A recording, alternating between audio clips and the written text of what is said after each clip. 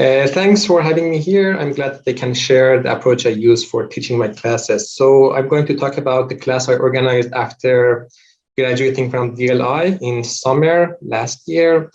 The course was on mechanical behavior of materials.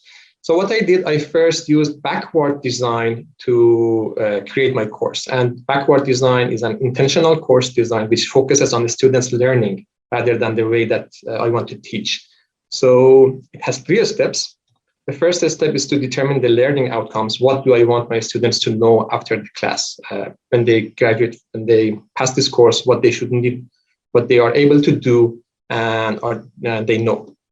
The other step is determining the assessment methods.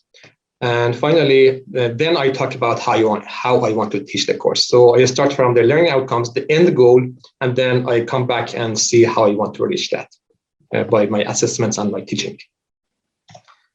So the learning outcomes, so the first step is determining the learning outcomes. Learning outcomes can be some things that we want our students to know a long time after taking this course.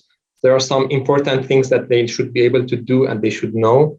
And there are some things that it is worth being familiar with, but it's not the core of the course. So we have these in this figure here. And to determine the learning outcomes, to see in which group they sit, so we can ask different questions. The first question is, what should the students hear, read, view, explore, or otherwise encounter? So this will be the things that will be in the red area here. Then the next question is, what knowledge and skills should the students master? And that's the green section here. And finally, what are the big ideas and important understanding the students should retain? So basically, I say if in the future my student doesn't know something, it's going to embarrass me. What is that thing? So that's what I put emphasis on in my courses. So the next step was determining the assessment. And for that, just asking 2 questions. How will I know if a student has achieved the desired outcomes? And the other question, what will I accept as a proof that my students has understood those outcomes? And by asking this question, then I can choose assessment from the methods that are available. So here is the list of some of the assessments that we can use in our classes. And the important thing is that the assessment should match the learning outcome. So I made a mistake on this, which I will explain later. And the third step in backward design was in teaching. So based on the outcomes and assessments, how do I want to teach? Am I going to lecture? Am I using activities? Am I using problem-solving sessions? Is it going to be online? Is it going to be flipped, synchronous, asynchronous? Different ways that we can deliver the course to the students. So this was the thought process that I had before the class, and just summarizing that the benefits of backward design is that we focus on the students' learning rather than the way that we want to teach. It's going to be intentional instruction. The outcomes are defined, so we will have meaningful activities for the students. And finally, the students know what they should expect, okay, because we told them the outcomes. So it's going to be transparent for them. And so more information about backward design, so you can find it here. There are some books and forms that are available here so that we can use for our classes. So let's talk about my course. So in my course, I had 8 objectives for the students. So after going through them, I decided that these last 3 are the things that I want them to learn and endure for after passing the course. So the mechanical behavior of materials, okay, and how they use them in their design, to function in multidisciplinary teams and communicate effectively, basically orally, about the engineering topics and principles. Having in mind, I used different assignments. The first one was reading. So I used Perusall and posted the things, the papers that I wanted my students to read and master. So I quickly share Perusall. So Perusall is available via Canvas. So you can activate that by going to settings, and it will show up here in the list here on the menu here. And here you can upload videos, okay, or documents or websites. So you just upload them here, and then you can create assignments for your students.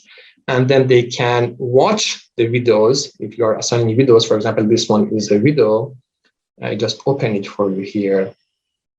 And you see that the students left comments here. So wherever they find something interesting or they have a question, they can pause, post their questions, and either the instructor or other students can go and comment on that. Right? And other type of assignment is just regular reading assignments. Here is another paper I shared with them. And in the same way, the students just went through that. Okay, someone found this part interesting, so just highlighted that. Okay, so if you just highlight this like this here, you can leave comments. So students left comments here, and I gave them, for example, you need to leave 5 comments on this reading or on this video so that you can get full credit. So that was how I approached this type of assignment. Then lecture videos, I recorded my videos, posted for them. They were supposed to watch them. Quizzes, they had weekly quizzes based on the content of the videos, reflection assignments.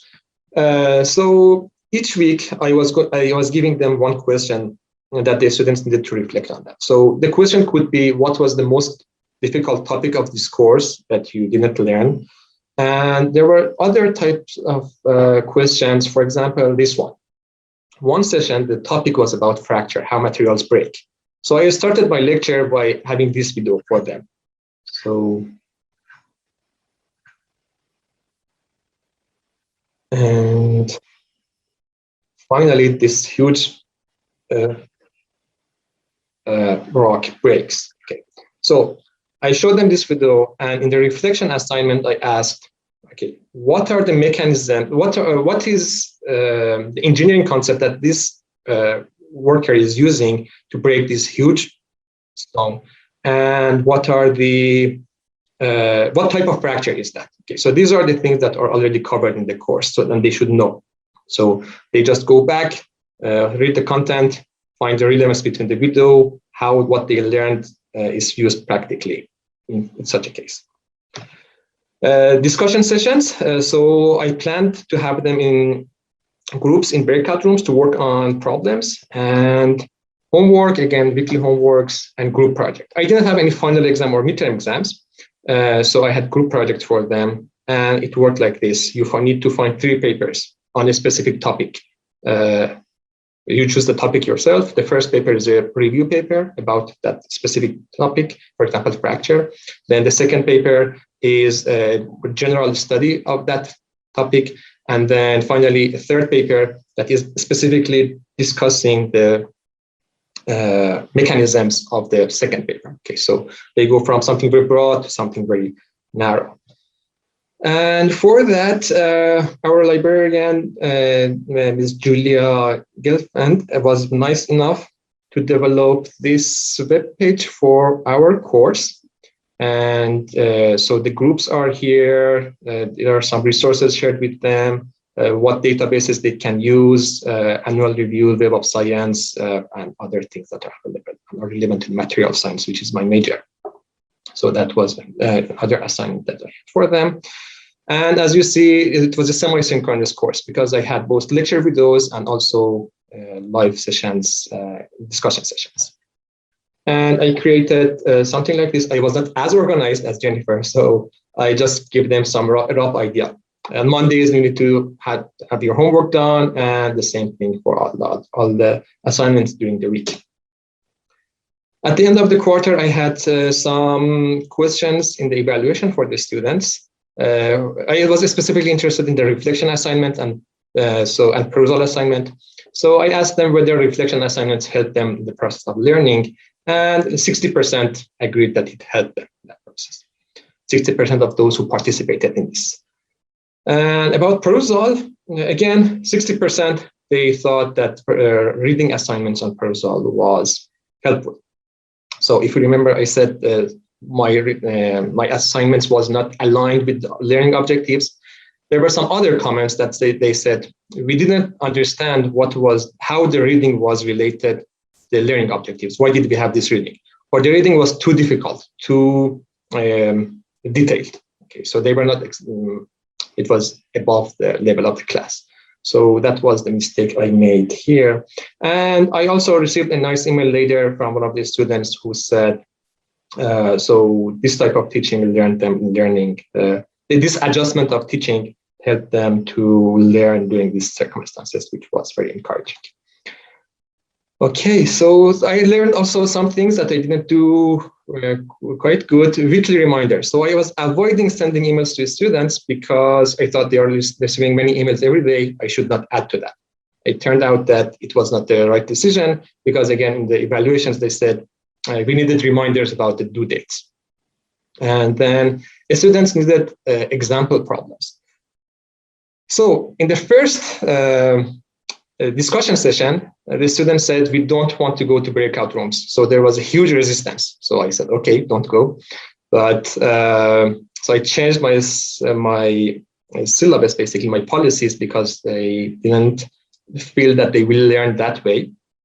So I did the problem myself. They watched, and then I was testing them on their homework problems.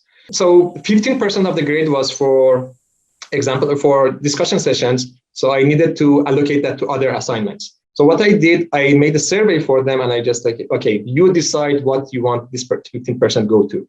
And they said, okay, 5% to this assignment, 5% to this, 5% to another one. And I just took the average of that and added to the other assignments. And since then, I'm using this approach for other courses too. So the students decide on the weight of each assignment. And it takes so much time to make the assignment, so I basically couldn't do everything I needed to do because I didn't think that how much time it needs to create in-video quizzes and reading papers. So those 3 papers that the students were submitting, 10 groups, 30 papers, I could not go through all of them and give them proper feedback. So as a summary, I used Blackboard Design for my class, and I used and found all the resources available at campus. For example, DLI, course template that was provided by DLI, Perusall, and library. So these were the resources that I could use to develop my course. And thank you so much for your attention.